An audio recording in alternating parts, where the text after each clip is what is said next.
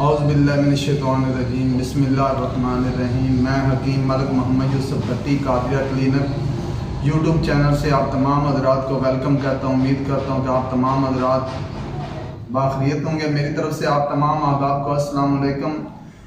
آج میں آپ کو حبل آہو بیر کے بارے میں بتاؤں گا کہ اس کے فوائد کیا ہیں اور اس کا مزاج کیا ہے اور اس کا استعمال کیا ہے۔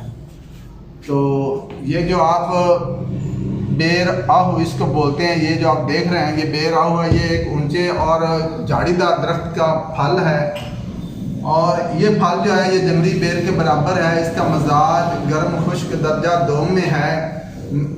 اس کا ذائقہ جو ہے وہ شیریں ہے اور یہ جالی ہونے کی وجہ سے جلد کے داغ اور دھبوں کو مٹاتا ہے۔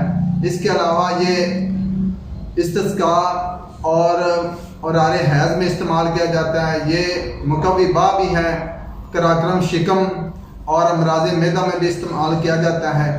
اور اس کے علاوہ بعض ممالک اس بیر آہو کو بریاں کر کے اس کی کافی تیار کرتے ہیں جو قہوہ کے طور پہ استعمال کرتے ہیں۔ بیر آہو کو زیادہ استعمال کرنے سے حمل جو ہے وہ ساقط ہو جاتا ہے اور یہ زیادہ تر اور آرے حیض میں استعمال ہوتا ہے۔